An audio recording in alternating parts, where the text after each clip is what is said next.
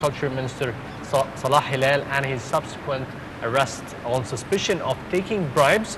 A senior government official said the reshuffle was meant to pump new blood into the government. Also, Egyptian President Abdel Fattah el-Sisi expressed on Tuesday his condolences to his Mexican counterpart Enrique Pena Nieto for the death of the Mexican tourists in Egypt Western Desert, assuring that the injured are getting the necessary medical care and that Egypt stands with the families of the victims.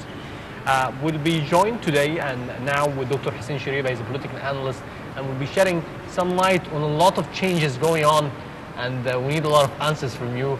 So first, I'd like to welcome you to join us. Thank you very much.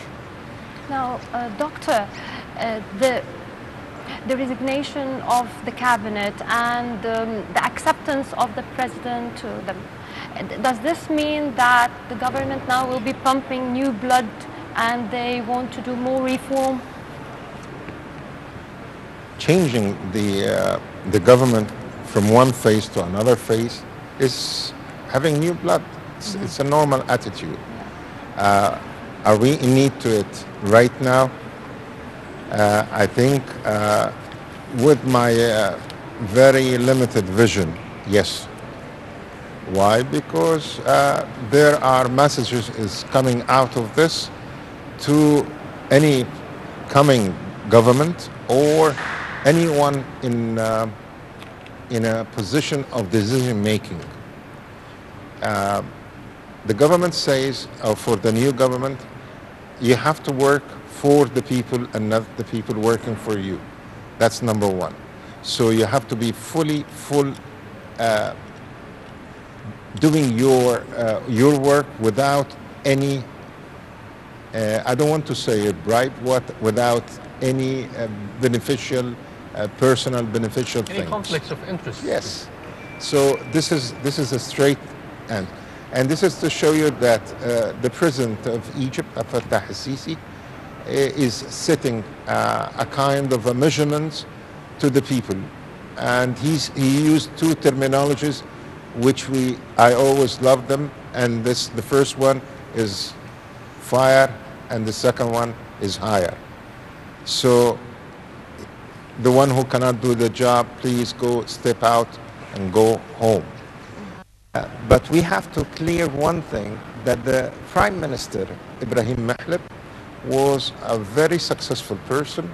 He have done his maximum, but his maximum was not sufficient to what we think we need from him, not because he have weak points, no, because lots of misunderstanding, lots of things which he's not involved in this, like the terrorism. All these things is hecting the country itself.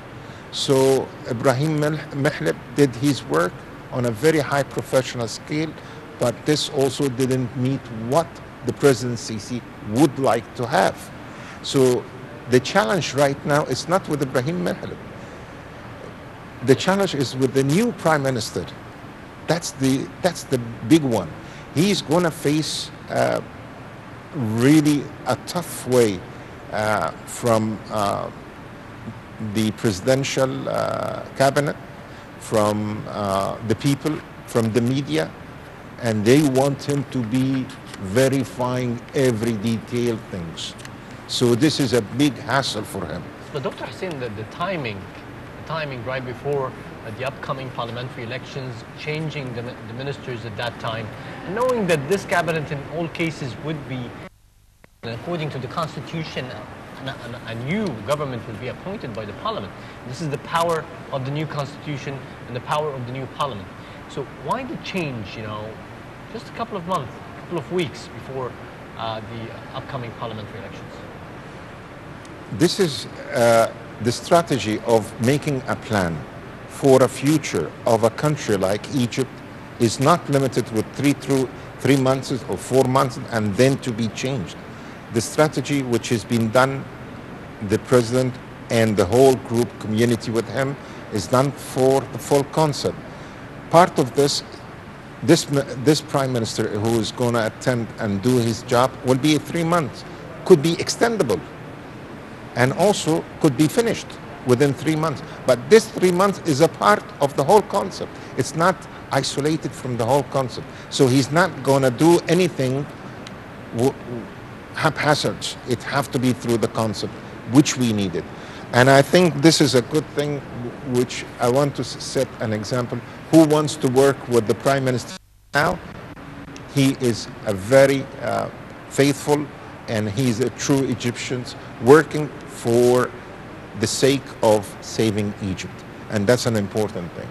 And I know there is lots of candidates, very good people, and they will participate and they will do a good job. We hope for them this. Right. If we move to another topic and the situation in Al-Aqsa today, if you can shed some light, on this situation. Well, Al-Aqsa, it's something ridiculous. Happens every day, not every day, every moment. We are not against the Jew, and we never been against the Jew. And the Jew were living with us in Egypt, Morocco, everywhere. And we are not. But we are against the Zionism. The Zionism is a troublemaking. They are the same of all fanatics in every religion. And these guys, they don't have what you call the true meaning of a religion is. The true meaning of a religion is to respect others and to respect your belief and others' belief. So you're not isolated. If you don't think you're descendants from Adam and Eve, you don't belong to this planet. So all of us, whether you're Christian, Jew, Hebrew, or Muslim, or Buddhism, or anything like this, or non-believer, you have to know you are the Adam and Eve. If you don't belong to them, you should not be on that planet. And you have to cope with the others. So the Jewish community, they have to know an important issue. The government some of the governments here in the Arab countries could really have only just few words to say it. But you have to fear something else. The people. The angry of the people will push things you do not need it. You are asking or creating fanatics from our side to be like you. You are the fanatics, and you are asking people to be fanatic like you to stop this attitude. If you don't stop this attitude, don't blame anybody, blame yourself. Because anything which is, this is a kind of a rule. If you push on me with the same value, I will push on you back with the same value, whether it's good or bad. So the Prime Minister of Israel, you have to stop this, because he's in power. If he cannot stop the people, you want me to stop any fanatic guy to go to you and blow up everything for you? Are you asking me to do this? If you are going to ask me to do this, I will ask you, go, and you are in power of your people, and let them leave the mosque of Al-Aqsa to its people, and they are there, and they are living in peace, and they don't want anything from you. They accepted that you are ruling their country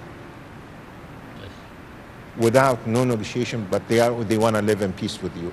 We made in Egypt the peace talk with you because we would like to have the Palestinians' right going along with and finish the case, and let's live together in peace. This is what they call peace? And I think their prime minister, the one prime minister who died, Menachem Begin, he's a better man than the one right now, because he doesn't believe in peace. Yes, finally, I'd like to thank you very much for joining us, Dr. Hussein Shereba. It has been really insightful and a pleasure, as always, to have you with us at Night News. Thank you, sir. Thank you very much. Let's move now with the upcoming festivities on the Eid and the Feast of Sacrifice. We're also looking at Hajj and the pilgrimage and the festivities and the rituals around Hajj. We'll be looking at that in the upcoming story and returning back with more interviews and more guests.